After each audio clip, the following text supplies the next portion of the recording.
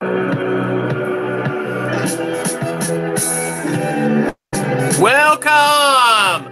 to Fright Night Radio. And this evening, we're going to talk about a great movie called City of the Living Dead, a.k.a. The Gates of Hell. Another of Lucio Fulci's horror films, and part of they say a 3 trilogy, but I consider Zombie one of the one of the Gates of Hell films. I really do, because of how violent the movie was. But this is the technically the first of a trilogy of about 7 gateways to hell. And this city is built on one of the 7 gateways to hell. And but before we get into talking about it, let me go ahead and introduce my radio crew. We have Zach. Sup? We have Rodney the Wolfman Taylor. Woo-hoo! Hello, everybody. Do a howl for us, Rodney. Ow, ow, ow. There. And I'm your other host, Joshua Randall, and I want to welcome everybody to Fright Night Radio. We do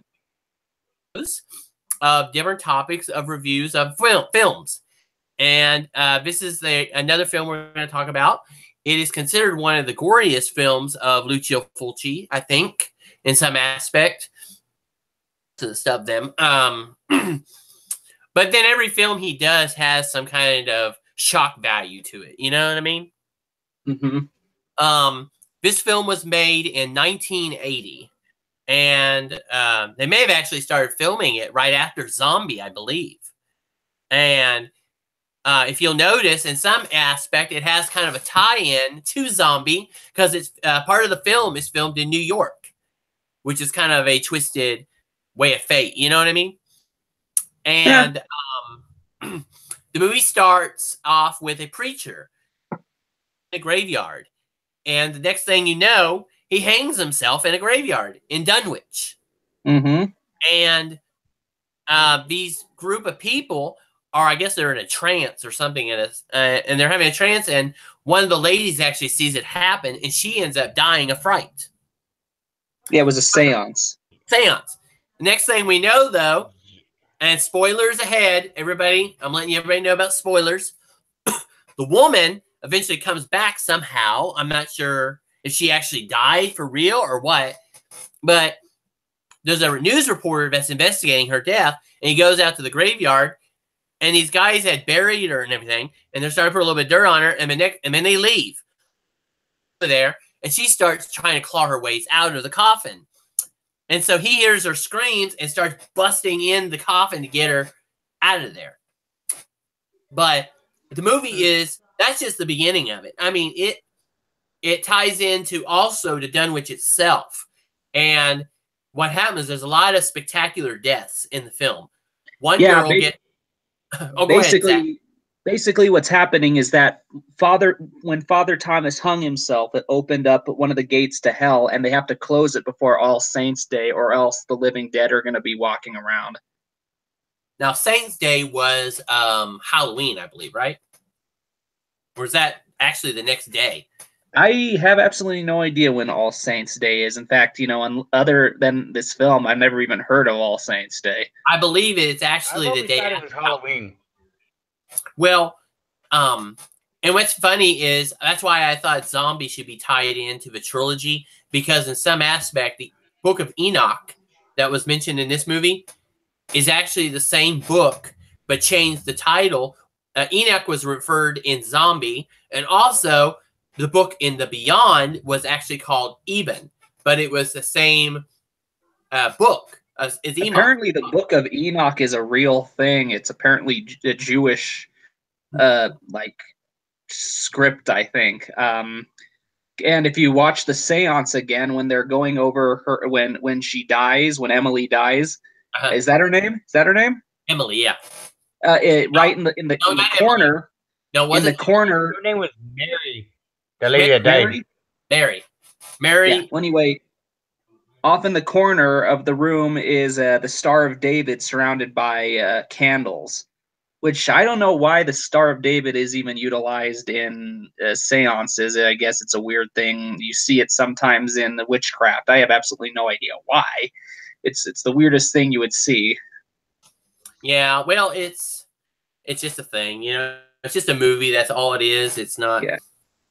But the movie really gets to kick into high gear through a third of the film, where you have this pervert. You know, he's going around town. First, he shows up at some abandoned house, and he's messing with a blow-up doll, of all things. Mm-hmm. You know, he throws a blow-up doll. Yeah, that was weird as hell. And I was like, what the heck? And then, you know, he's playing with it like any other male would. Then the next thing he looks over and is this doll or whatever covered in maggots. I don't know exactly what it was. I think that's the corpse of a baby. I could be wrong, but I mean, that's what it looks like. Yeah, and it creeped me out. I was like, I never could figure out what it was for years. And this movie freaked me out when I was a child, you know? Yeah. But then they had him. He was basically, something happened to the girl. There was a girl that would visit him in a gas station. And he takes off after this weird noise. And then she gets killed by the priest when he shoves maggots into her mouth. Yeah. And she dies of fright, you know? Mm-hmm. And they think he killed her, so they're looking for him. Yeah, they think Bob killed her. Yeah, Bob. And that's a weird name. It seems like every movie of Fulci has a Bob in there somewhere. You know what I mean? Wait, was there a Bob in Zombie? I think there was, but I know there was. I think one of the cops' name was Bob, but there was also a Bob in House by the Cemetery. Yeah. And it's like, man, and I think there was a Bob in The Beyond as well. Somewhere. Maybe he just doesn't like the name Bob. Mm-hmm. But anyways, the movie has so many different things. They had a woman in there that just shows up in one of this lady's house. And she is just laying there as a corpse. So she calls her friend to come over there and investigate. And when he gets over there, he sees the body of the woman and says she had just been in the funeral home earlier. So I think that woman is. I think that woman, the corpse that the woman finds in her house, I think that's the medium from the beginning of the film. You know, remember when they were having the seance? We have a medium there with the same woman from House by the Cemetery. I think that's her. I think her character dies and appears as a corpse in another person's house. I think that's who that is. No, well, that's not the medium from the beginning of the movie. No, that's a whole different woman. No, that was a different woman. Whatever happened to that lady at the beginning of the movie? I don't know. They just never mentioned her again. Now, on a side note for that, whenever the cops came to investigate when Mary died, the guy was talking about, did you flush the pot down the toilet? You know, it's like, what the? I mean, that was funny. It was very fun. But Fulci has some weird ways of doing things, you know. Mm-hmm. But anyways, to go on, you had one of the one after they find the body, they're sitting there, and all of a sudden this window breaks, I think window had broke, and then you have all this glass shattering on one of her panes, and it's bleeding blood. Yeah, which is ironic because they use that same type of scenario in The Beyond. You know, when the guy when the glass broke and hit that guy in the face. Mm-hmm. It was the same kind of scenario. Yeah, all the glass shards get stuck in the wall, and then the wall starts to bleed. Mm-hmm. Then they had another scene that was very shocking to me, was when the window opened up and all these maggots were coming in the room. Apparently, those were real maggots. Yes, they were. And it's like, through the window. You could have paid me enough to sit in that room with all that now. I would be thinking about crushing all them maggots if I was, because if you watch, they're standing in a room full of maggots. If I was in that scenario, I'd be like, it isn't the maggots that are bothering me. It's the fact that I can no longer move and I don't want to squish any of them. Well, this film had some of the most shocking scenes I have ever seen in a movie. Literally, you know, people, you know, but they had a scene that was very shocking, was the drill scene. That looked painful. I mean, I felt sorry for the guy in a way, you know what I mean? He was actually innocent about the whole thing, you know what I mean? Yeah, yeah. Everyone was died. Everyone was assuming he was a pervert and killing all of these people, and it turns out he's innocent. Yeah, and what's funny though, he comes back near the end of the movie and kills his accuser. Mm-hmm. In the later in the movie, Yeah. which was kind of ironic. I was kind of glad that he got justice. You know what I mean? Speaking of the zombies, they are some of my favorite looking zombies. I like the makeup. It's not your standard zombie. Like, I can't really describe it. It almost looks as if they filmed all the zombies through a very special lens. Have you ever looked through a glass of water or a fish bowl and noticed how the colors kind of change a little bit? Yeah. Now It kind of looks like that. Like the zombie makeup is done utilizing purples and greens and yellows, and it looks like they filmed it through a specific lens, which like made the colors a little more vibrant, I guess. And there was a scene in the movie. I don't know if y'all had seen it. You know when he's the boy's running away, right? And Yeah. he's in the alleyway, and his sister appears. Mm-hmm. Right? She's standing there. She looks like the Mona Lisa. Literally, she looks like the Mona Lisa. Yeah, if you look at it a certain way, she reminds me of the painting of Mona Lisa. She's standing there. I mean, you have to watch the scene over again to see it. But I want to know how they got. I want to know how they got that one zombie. I think it's his sister. I could be wrong. I want to know how they got that one zombie. No, I take it back. It's the woman who coughed up her guts. I want to know how they got her one eye to sag like that. Oh, I forgot about that scene. That was probably the most shocking scene of the entire movie. Drawing up her intestines, and then at the end, her stomach sack comes out of her mouth. Yeah, imagine what that actress had to go through because those guts were real. They weren't fake. They were real. Well, some of that, what you've seen, is also a puppet. I mean, yeah, I don't puppet know. head. Yeah, when her sack comes out, that's a puppet head. But for the majority of it, she's actually spitting sheep's guts out of her mouth. I'm still trying to figure out how they did the eyes bleeding. That was like really cool effect. And I'm led to believe if I'm going by Cloverfield on this one. I'm thinking they just poured fake blood into her eyes and had her cry them out at the right moment. Oh, that seems dangerous in some way, though. You know what I mean? Mm-hmm. But not only that, the ending. Before we get to the ending, I like the part where they, in most typical zombie movies, you shoot them in the head, they're dead. You know what I mean? In this movie, you stab them in the stomach, they die. Yeah. It's the first time in history you kill a zombie by stabbing him in the stomach. Which I could never understand the logicalness of that. You know what I mean? It's like you shoot him in the head, they die, that's it. You know what I mean? Yeah, like with Lucio Fulci, he makes what is referred to as, I think they're called absolute films. I think like they're devoid of plot, and it's strictly supposed to be picture and sound. I mean, I can appreciate his films in some aspect. I mean, he's got so many films that we could talk about. It'd take us over 24 hours to talk about all of them. You know what I mean? My favorite sequence. My favorite sequence in the film is when they go into Father Thomas's crypt. Oh yeah. Oh, Ronnie, I didn't mean to. I'm sorry. I do this a lot. What do you think about the movie? I didn't like it too much. It was all right. I mean, it was just weird. Admit it. You were grossed out.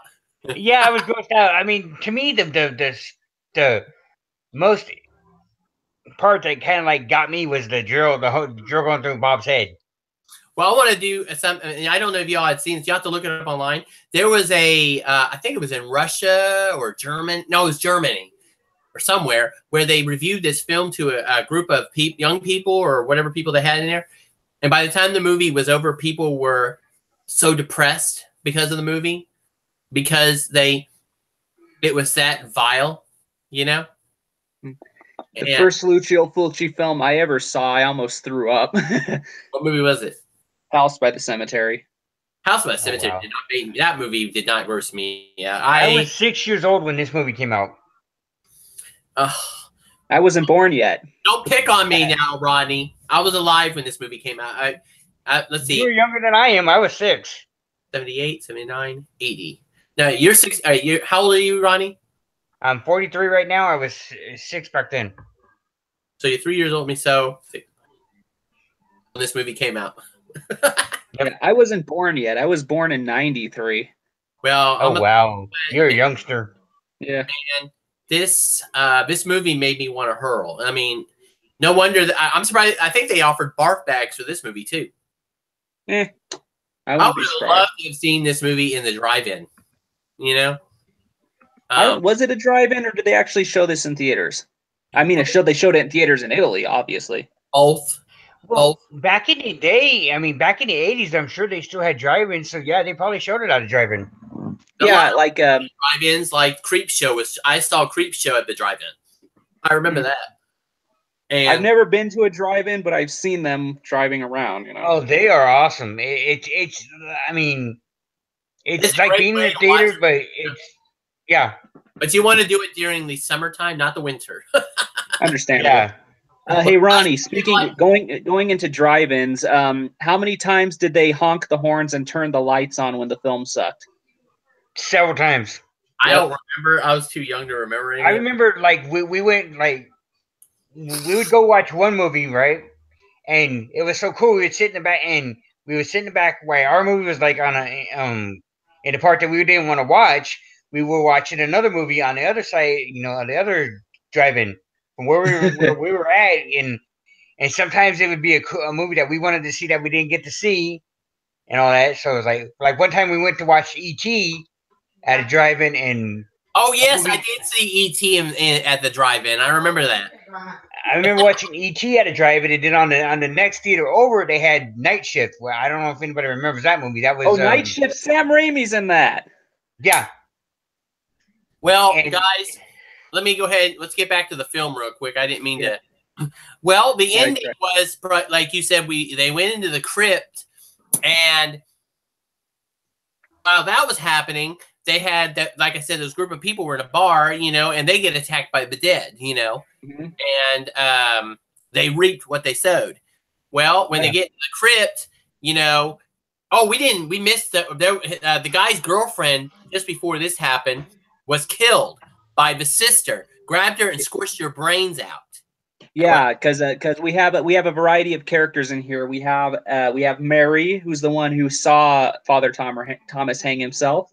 We have a woman who has psychological problems, especially with men, and then we have her friend who is her psychiatrist, and then we have Emily's young brother, and then we have the news reporter, and then of course we have Father Thomas. And so the woman with psychological issues got her brain ripped out, very much in the same way that one of the zombies did. And I don't know if you all knew this, but there's a scene in the movie. You remember where the little boy's running away, running down that alley? Do you know where another famous movie was filmed in that area? What? The Exorcist. Oh, yeah. That alleyway was also used in not too far from the stairs he was running down. Those were the stairs that was used in The Exorcist. Ah. Oh, wow. I thought I'd throw that little tidbit in there. And so, you know, the whole movie was very gory, but the ending was a shocker. You know, the girl comes back, the psychiatrist's girlfriend comes back and kills the reporter by squishing his brains in. You know what I mean? Yeah. And then he falls to the ground. You got these mice eating his brains. It's like, and then she's trying to use that power of having her eyes bleed, and the boyfriend stabs her in the stomach and kills her. Speaking of that's always confused me because I remember on my initial viewing of City of the Living Dead, I thought that Mary's eyes bleed twice. Understandably, it happens when she sees Father Thomas. But the way they filmed it with the lady with the psychological issues, I wasn't sure if her eyes were bleeding or not. No, she didn't have the power that the priest had, I guess. So she was trying. It looks like it, though. Almost like her eyes are all red. So for half of a second, I was like, wait, are her eyes bleeding or not? Because I remember that upon initial viewing. No, I didn't. No, her eyes weren't bleeding in that scene. It looked like it, though, almost. She was trying to make her eyes bleed, but it failed. And I guess because he ended up stabbing her in the stomach. And if you watch her stomach after she falls to the ground, it starts pulsating. Well, I mean, yeah, they had a tube of blood in there, and they were. Oh, I know that, but I'm talking about the effect wise. I mean, it was like that's their life force, I guess, their stomach is for some weird reason. Yeah, the photography in that film is my favorite. I love all the blues, and it's not like today where you just tint the entire movie blue. This is on set, actual lighting. When they go into the crypt and it's got all that painted glass. I love it. Well, another thing too is the way they took out. They go into this crypt after their friend's dead. They go in. The psychiatrist and Mary go into the heart of the crypt, or what they call the hell spawn. They go in there and they confront the priest. And, have all the dead coming back and coming after him, and then priest tries to use his abilities to bleed her out. Well, while he's doing that and distracted, he takes a cross and stabs him in the stomach. Yeah, the psychiatrist stabs Father Thomas in the stomach. Some people will criticize that scene and say, "Ooh, they stabbed him in the nuts." Yeah, and I really couldn't. I mean, it could have possibly been his nuts too. You know what I mean? I don't. Well, that's one way to kill a man, ain't it? Yeah, but I like how at the end, you have them all burning, and you think that's the end of the film. All right, they defeated death, and then the end of the film. Another big spoiler alert. This is the ending. I never could understand the ending to this day. They're getting out of the crypt, everything's peaceful, and then all of a sudden the boy's coming running to them, and it goes in slow motion. He's like, and then the screen comes apart. You know what I mean? Yeah, like the kid is running towards Mary and the psychiatrist after their problem with the zombie. She screams at him, and then the screen cracks into animation. Apparently, I read on IMDb that apparently someone spilled coffee on the actual ending or something, and that's the reason why that became the ending. I'm not sure exactly. That seems kind of dumb. Like, you spill coffee on celluloid, you can't wipe it off. Actually, I heard that the fact that it was done that way is because he was a reincarnation of the priest at the end. Well, they could have maybe done a lap dissolve or something, indicating Father Thomas's face or something to connect to the two or something. It leaves it to the imaginary mind, the viewer's mind, imagination. You know what I mean? Yeah. One thing we haven't mentioned is Fabio Frizzi's score. Soundtrack. Yeah, he did a great job once again. Fabio Frizzi did a great job once again. He just blew it away. You know what I mean? Yeah, I like how even though it's a very Italian sounding soundtrack, there's aspects of Western music in there. Like the main theme, you hear a harmonica. Yeah. That music. You know where you go, da da da da da da da, or whatever. That was actually Zombie's theme in reverse. I actually tried listening to the zombie theme in reverse. It's not. It sounds similar, but it's not the same. The zombie theme sounded way different when I played it backwards. You'll have to let me hear it sometime. Yeah, it sounds nothing like that. Well, that's what I was told. You know what I mean? And it does have. Yeah, I mean, it sounds similar, but it isn't the same. It's not the same. They didn't play it backwards. I wonder how this theme would sound backwards then. You know what I mean? I mean, it could. I'll have to test it out and see. But anyway, let's go ahead and give a review real quick then on this. We'll start with you this time, Zach. What do you give the review of this film? I'm kind of torn here. I'm thinking 6. But I mean, I like the film, but I'm thinking 6. I don't know why I would give it a 6 out of 10. I mean, it's not a bad film, obviously. The photography is beautiful. The soundtrack is amazing. The special effects are great. But I'm just pulling a 6. I'm not sure why. I guess it's just maybe I'll change my mind eventually. Rodney, but I'm gonna give it a 6. I'd give it a 6. Yeah, I wasn't that impressed with it, especially the ending. That was cheesy. Mine's a 10. It was just a masterpiece, period. You couldn't. It had everything that I wanted in a horror movie, And actually, it was more creepy to me than Zombie was in some aspect. You know what I Well, mean? yeah, I would qualify Zombie as being more kind of like a action thriller, and this one's more of a fantasy thriller. I wouldn't call Zombie a fantasy. I mean, a thriller. That thing was a flat out horror movie. Period. You know, you Well, had because when you look at it, it doesn't. It sort of lends itself more to like it kind of. You look at it if you weren't told it was a zombie movie, or if you only showed bits and pieces, it would kind of look a little more like Indiana Jones. Whereas City of the Living Dead looks like the Phantasm, uh, it looks like Phantasm. It looks like Halloween. It looks more gothic in comparison to the more tropical look of Zombie. Now, I will if I ever could do a remake of any film, it would have been Zombie. I would have loved to gone back and redid the movie in a way where have a lot more of the backstory. You know what I mean? A lot of things that were missing. That they could have expanded the movie a lot bit more. You know what I mean? Mm-hmm. Like how the plague began. I know they explained it in the movie, but I would have loved to have seen more. You know what I mean?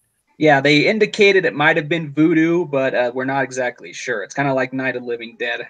A lot of people are actually saying that it was actually part of Even, or yeah, Even had an involvement in it. But well, hey guys, I think this was a really good review. Hopefully everybody enjoyed it. I guess we'll be chatting about some more awesome movies next week. And so you all have a wonderful evening. And thanks for stopping by. And give us a like and a thumbs up, and subscribe if you guys like what you hear. Tell us what you think about the film in the comments.